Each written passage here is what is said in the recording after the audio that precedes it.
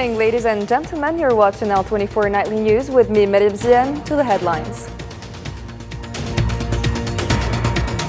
32 Palestinians were killed in 2 Zionist massacres in Gaza in the past 24 hours.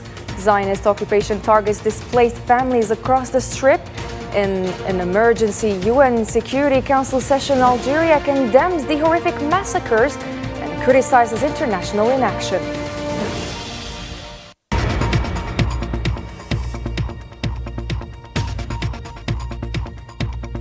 Also, coming up next, over 2,000 Zionist settlers storm Al-Aqsa mosque amid fierce international condemnation.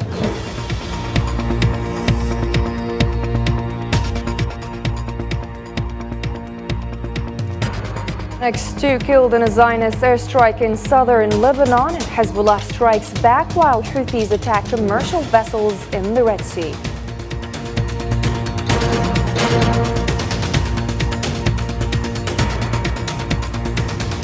Algerian President Mr. Abdelnajid Tebboune hosts Niger's Prime Minister and chairs extensive talks with Niger's delegation.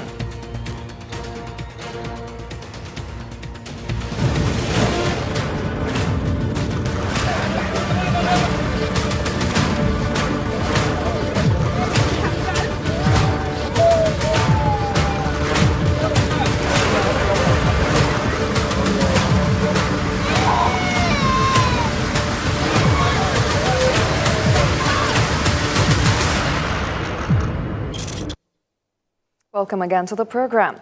First, in our news file, the Zionist occupation forces committed 2 new massacres against families in the Gaza Strip, resulting in the deaths of 32 martyrs and 88 wounded in just 24 hours. The Palestinian Ministry of Health in Gaza announced that the death toll from the ongoing Zionist genocidal war on the Strip has now risen to 39,929 martyrs and 99,240 wounded since October 7th.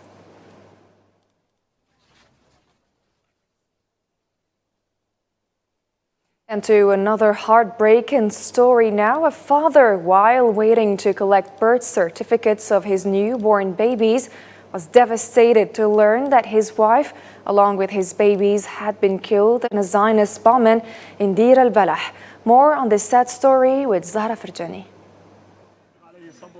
Mohammed Abu al-Qumsan was waiting to pick up the birth certificates of his newborn twins on Tuesday when he received the devastating news. His wife and 2 babies had been killed in a Zionist bombardment in central Gaza.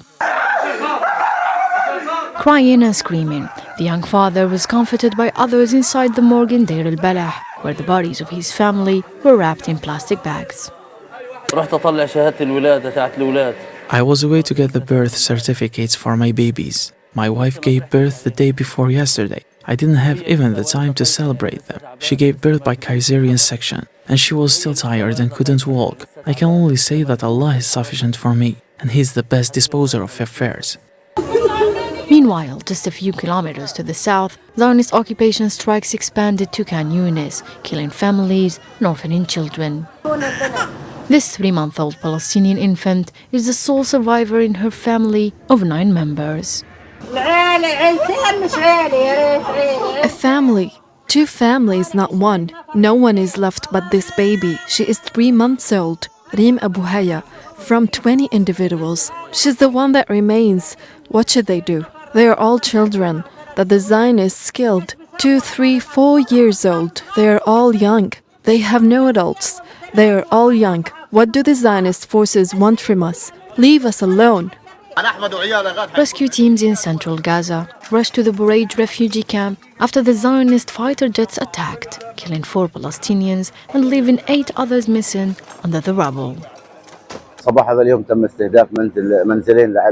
This morning, 2 houses belonging to the Abu Jabra and Abu Sharif families were targeted in Block 5 in the Al Bureij camp. We retrieved the corpse and are still searching for 8 missing persons from the Abu Sharif family. Due to the lack of resources and the difficulty of the location, the civil defense teams are unable to reach the people trapped under the rubble.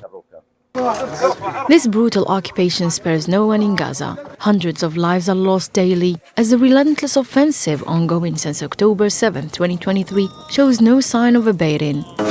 Over 10 months into the Israeli onslaught, vast tracts of Gaza lie in ruins, trapped under a crippling blockade that deprives innocent Palestinians of all life necessities. Palestinians in Khan Younes, located in the south of the Gaza Strip, are fleeing to unknown destinations following massive evacuation orders from Zionist occupation forces, affecting several city neighborhoods. Over 100,000 people have been forced to leave the city within the last 2 weeks after evacuation orders were issued for the eastern part of Khan Younes. We woke up this morning to sudden news that the towers had to be evacuated because they were about to be bombed. Shortly after, they bombed 2 residential towers in our neighborhood and informed us that the entire city had become a red zone and that we needed to evacuate immediately. You see, everyone is running away now, not knowing where to go. We are going to the seaside. This is our second trip in a very short time. We are heading towards the Amal district. We were sitting quietly at home when they ordered us to leave and began bombing our area without any justification. We are a big family and I don't really know where to go. We will find a tent or maybe sleep on the street if there is no room. What else can we do? Algeria's permanent representative to the UN, Ammar bin Jama', condemned the continued financial and military aid directed to the Zionist occupation amid ongoing massacres committed by its forces against the Palestinian people. In a speech delivered during an emergency session of the UN Security Council on the situation in the Middle East, bin Jama' confirmed that the horrific massacre in the Daraj neighborhood and previous massacres could not have been perpetrated without the financial and military assistance provided to the Israeli occupation. The mediation effort. Last Saturday, the world woke up to yet another horrific bloodshed after the Israeli occupying power targeted deliberately a school in the Daraj neighborhood in Gaza. This heinous massacre of Daraj and the previous ones wouldn't have been possible without the generous financial and military assistance freely provided to the Israeli aggressor. More than 100 innocent lives were sacrificed in Daraj, among them women and children, in addition to the nearly 40,000 Palestinian martyrs so far. In the same context, Algeria's permanent representative to the UN warned against the continued sabotage of international efforts to halt the ceasefire, condemning the UN Security Council's failure to enforce its resolutions, while the residents of Gaza are subjected to collective punishment. Here's Ammar bin Jama'. There is no room for delaying or over-complicating negotiation by adding new conditionalities or new demand. Engaging in good faith in the initiative of President Biden is paramount to achieving the long-awaited ceasefire. Our Council has been constantly fooled and disregarded, while an entire population has been subjected to a collective punishment. The school was nothing but a dilapidated place that hundreds of families have taken refuge in. In response to the disease outbreak, doctors have rolled out a free medical care program for displaced people in the Gaza Strip, tackling the urgent health needs of this at-risk group. Selma Nasib has the following report. Inside a tent, pediatrician Lumna Al-Azaiza, together with other healthcare professionals, is delivering medical services to displaced Palestinians in Gaza. What began as a free healthcare initiative for children in June has now grown to encompass individuals of all ages.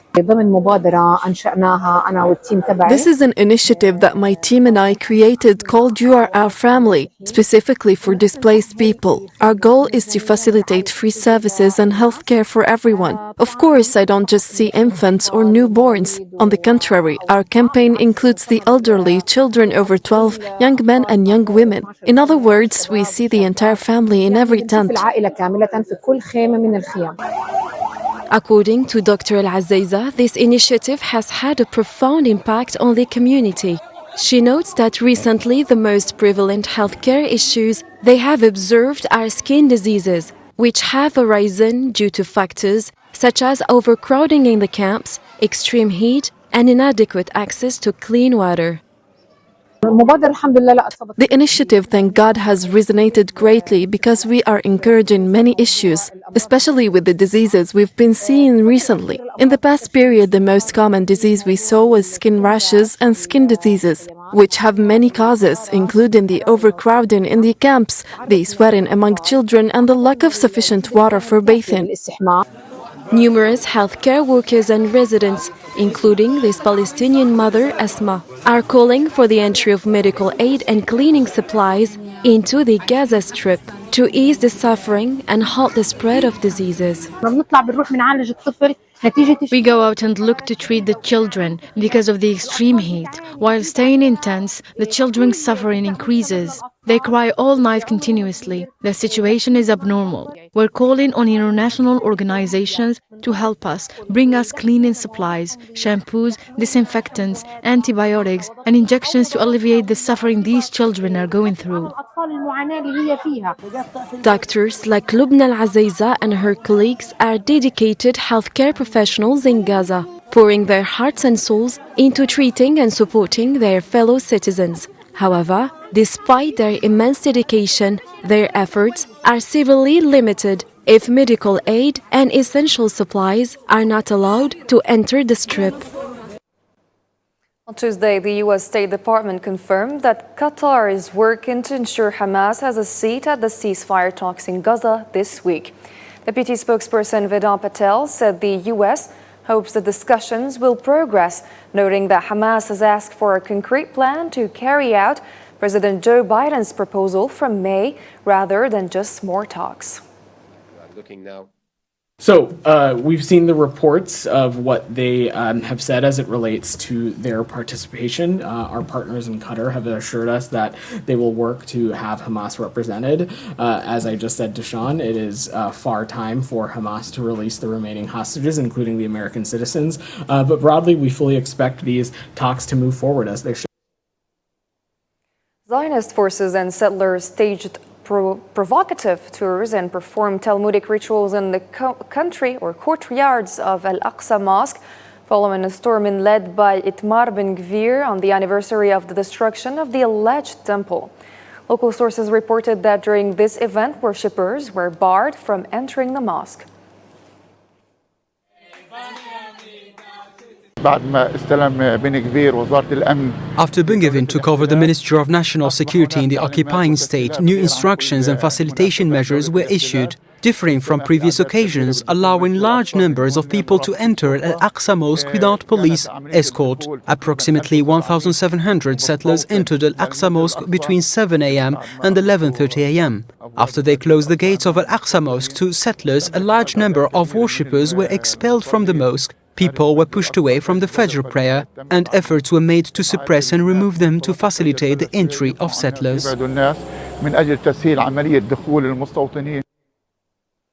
The Palestinian presidency has warned about the serious repercussions of settlers' provocative incursions into Al-Aqsa Mosque, holding the occupation government accountable.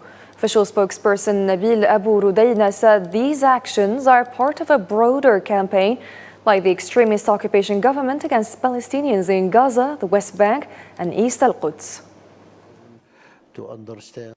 We warn the Israeli occupation about the consequences of the dangerous provocations caused by the terrorist settlers' incursion into the blessed Al-Aqsa Mosque. We hold it responsible for these actions. in their seriousness in provoking the feelings of our people, Arabs and Muslims. We also call on U.S. administration to intervene immediately to compel the occupation to stop these provocations against sacred religious sites, to maintain the historical and legal status in the city of Al-Quds, to hold the aggression against our people in the Gaza Strip, and to stop the assaults in the West Bank if it wishes to prevent an uncontrollable explosion in the region. The Palestinian Ministry of Foreign Affairs condemned the extremist settlers' incursions into Al-Aqsa Mosque, calling them an attempt to control and Judaize East Al-Quds in violation of international law. The ministry urged the international community to take actions and address the situation.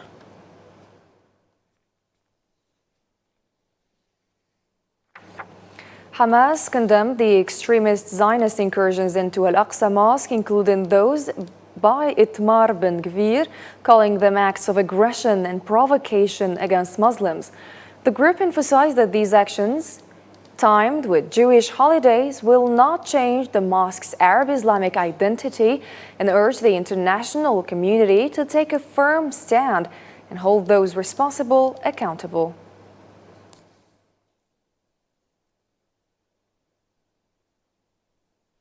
The Arab League and the Arab Parliament both condemned the recent incursions by Zionist extremists into Al-Aqsa Mosque, with the League warning against provoking Muslim sentiments worldwide and holding the occupation government responsible. The Arab Parliament labeled the actions as a blatant violation of Al-Quds' historical and legal status.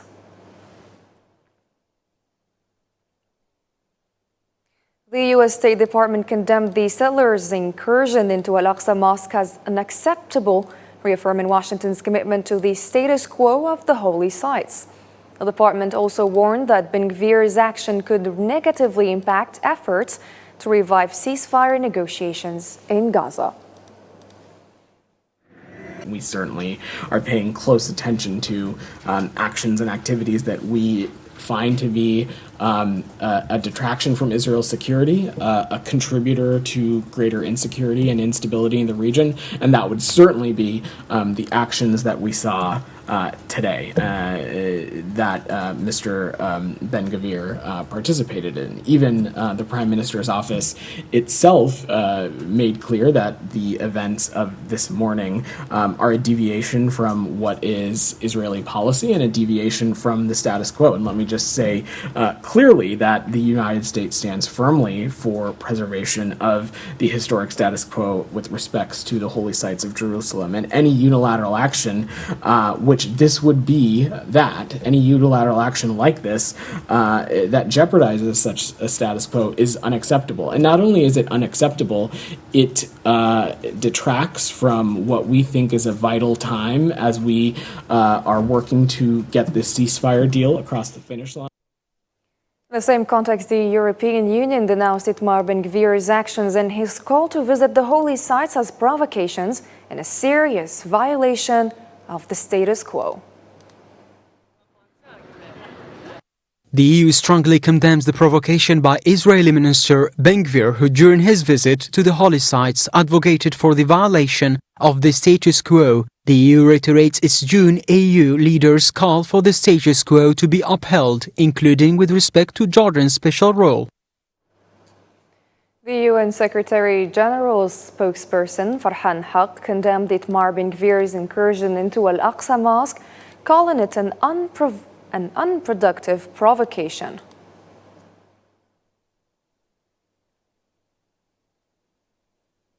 Mu'taz Sarsour, a Palestinian from the Al-Ammari camp, was martyred on Tuesday morning due to chest injuries from live ammunition during an incursion by occupation forces into Ramallah and Arbira. He was pronounced dead at the Palestine Medical Complex. In a separate campaign, Zionist forces arrested at least 20 Palestinians, including a child and former prisoners, across the West Bank during operations that involved assaults and significant damage to homes.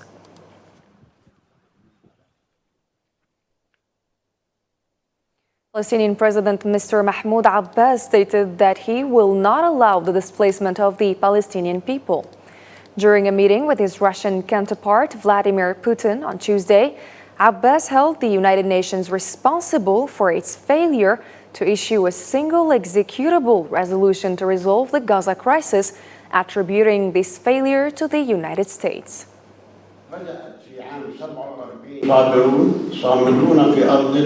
We are patient, steadfast in our land, and we demand to hold the fighting, the provision of humanitarian aid to the Palestinians, and their non-displacement. We will not allow and will not accept, with us, the displacement of Palestinians from the West Bank, Gaza and Al-Quds abroad, as happened in 1948. The tragedy of 1948 and the tragedy of 1967 will not be repeated, Allah willing.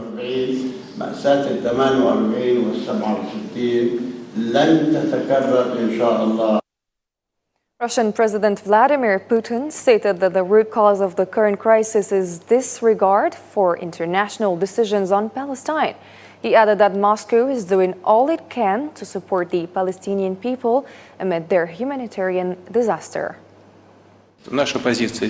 Our position remains unchanged here. It was formulated a long time ago and does not depend on outside circumstances. We believe that in order to ensure long-standing, reliable, stable peace in the region, it's necessary to fulfill all the decisions of the United Nations and, first of all, to create a full-fledged Palestinian state.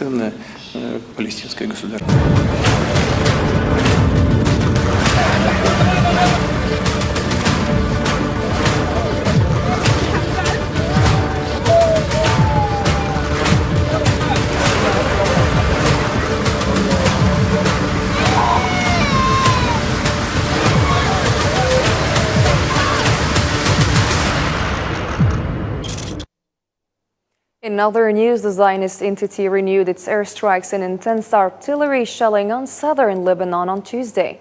The Lebanese National News Agency reported that an occupation drone struck the towns of Barashit and Shihin, while artillery targeted Naqoura, Kafr Hammam and Yaroun with warplanes and reconnaissance aircraft overflying and breaking the sound barrier in Lebanon's airspace. Lebanese Ministry of Health announced that 2 individuals were killed in a Zionist airstrike on a car in Barashit, Beit Hanun.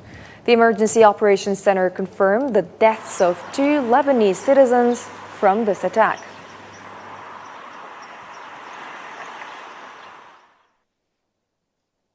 The Lebanese Hezbollah announced the targeting of espionage equipment at the Mashraf Am site in the occupied Palestinian territories with appropriate weapons, achieving direct hits.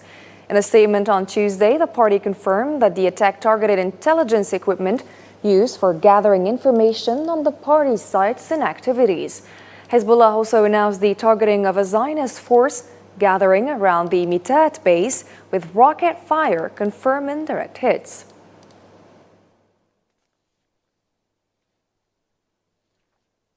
Several attacks targeted 2 commercial vessels in the Red Sea off the coast of Yemen on Tuesday, with no reports of casualties or damage. According to 2 British maritime security agencies, an explosion occurred near a ship southwest of the coast of Hudaydah. While the explosion was reported, a second one occurred near the ship, according to the British-managed agency, which confirmed that the ship and its crew are safe and heading to the next port.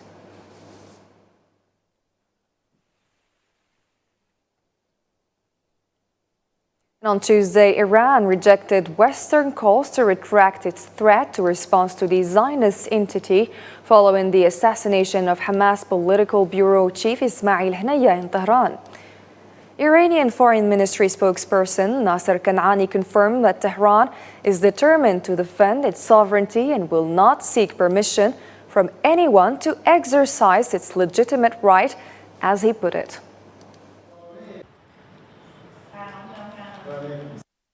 The Islamic Republic is determined to defend its sovereignty and does not ask for permission from anyone to exercise its legitimate rights. The Western demand lacks political logic and contradicts the principles and provisions of international law, constituting public and practical support for the Zionist regime. The declaration does not include any blame for the international crimes committed by the regime.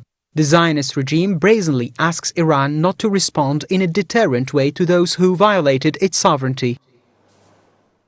US President Joe Biden stated Tuesday that a ceasefire in Gaza could help stop Iran from attacking Israel. He emphasized his commitment to securing this agreement, even though he admitted it's a tough challenge. It's getting hard. We'll see what Iran does, and we'll see what happens if there's any attack. But I'm not giving up. Are those two things tied together? Do you have the understanding that Iran could cease or stop doing an action if a ceasefire deal was possible? That's my expectation, but we'll see.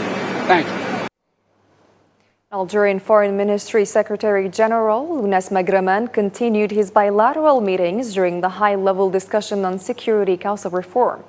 According to a ministry statement, Magraman met with Rosemary DiCarlo, the UN Undersecretary General for Political and Peace-Building Affairs, to discuss issues on the Security Council's agenda. He also conferred with Brazilian Ambassador Sergio Diniz, chair of the Peace-Building Commission, about ways to improve the Commission's work and activities, highlighting Algeria's active role in it.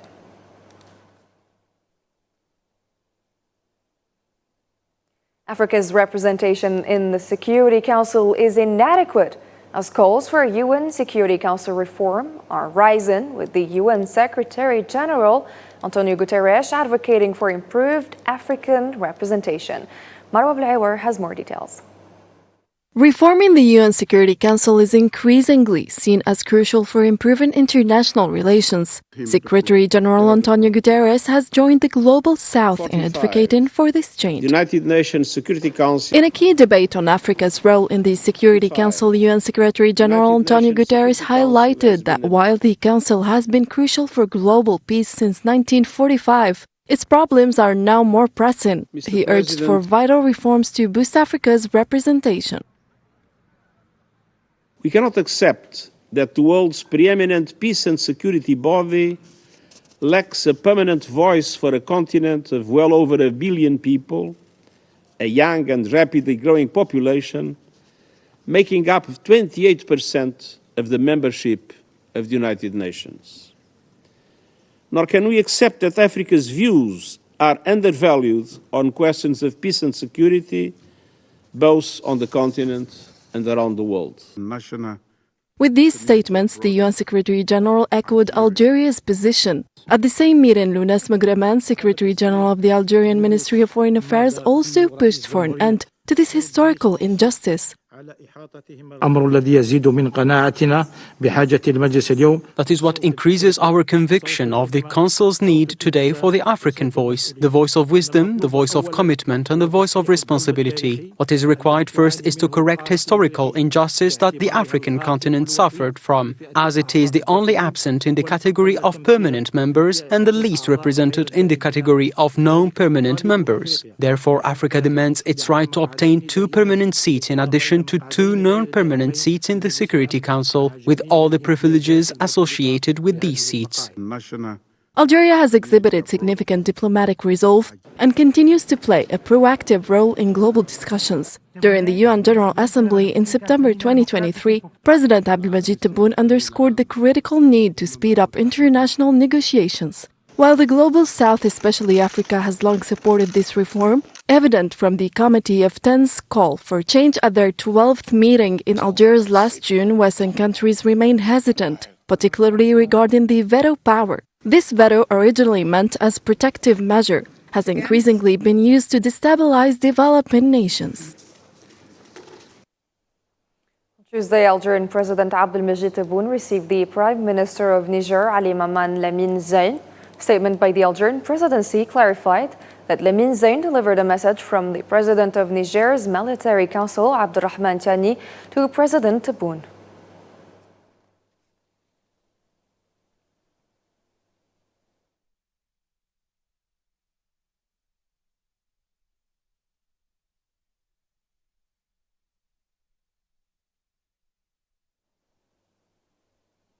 On Tuesday, Algerian President Abdelmadjid Tebboune chaired extensive talks that included Niger's Prime Minister Ali Maman Lamine Zein and his important ministerial delegation. Statement by the Algerian presidency mentioned that the talks were attended by the Algerian Army General, the Foreign Minister, the Director of the Presidential Office, and several government members from Algeria. Nous venons d'être reçus en audience. We were received in this meeting, an honor granted to us by the President of the People's Democratic Republic of Algeria. We were sent by the President of National Council of the Protection of Homeland, General Abdurrahman Tiani, carrying an important message. The purpose of this meeting was to review aspects of cooperation between the two countries. The meeting lasted 2 hours. Despite the busy schedule of the President, Mr. Abdelmajid Tebboune, the 3 core values of the partnership were discussed: good neighborliness, as we share a long common border; brotherhood, as there are citizens on both sides; and friendship. U.S. President Joe Biden called the Ukrainian incursion into Russia's Kursk region a serious dilemma for President Vladimir Putin. Speaking from New Orleans, Biden also confirmed he is in constant contact with Ukraine about the situation. I have spoken with my staff on a regular basis, probably every 4 or 5 hours for the last 6 or 8 days. And it's creating a real dilemma for Putin, and we've been in direct contact, constant contact with the Ukrainians. That's all I'm going to say about it while it's active. And for more international news now, let's follow this report compiled for us by Sofiane Kantouri and Yassine Rekti. In an important development in Russia-Ukraine war, Ukraine reported a significant military achievement, claiming control over 74 towns in Russia's southern Kursk region. This marks a notable escalation as Ukrainian forces have managed to push forward 1 to 3 kilometers in their cross-border operations over the past 24 hours. During a video briefing to President Vladimir Zelensky, Army Chief Oleksandr Syrsky revealed that Kiev's military has successfully seized 40 square kilometers of new territory. President of the Republic of Zimbabwe Emmerson Mnangagwa reiterated his country's firm, principled and unconditional position supporting the struggle of the people of the Sahrawi Republic for independence and the completion of national sovereignty during the visit of the Sahrawi envoy to Zimbabwe in order to deliver a written message from President Ibrahim Ghali to his Zimbabwean counterpart. On Tuesday morning, the first commercial train journey between Algeria and Tunisia resumed after a halt of over 3 decades. Departing from Annaba station in Algeria, this new service aims to serve as a cultural, political, economic and social bridge between the two nations. Initially offering 3 trips per week from Algeria to Tunisia, travel tickets can be purchased at major train stations across many provinces, including Oran, Ara in Algiers, Constantine, Annaba and Soukaras in the east of Algeria. Atlanta will challenge Real Madrid in the UEFA Super Cup on Wednesday, having recently ended Bayer Leverkusen's unbeaten run with 3-0 victory. Atlanta's coach Gianpiero Gasperini is hopeful of another surprise. On the other hand, Real Madrid, fresh from winning their 15th Champions League title with a 2-0 win over Borussia Dortmund, will be defending their title as European champions.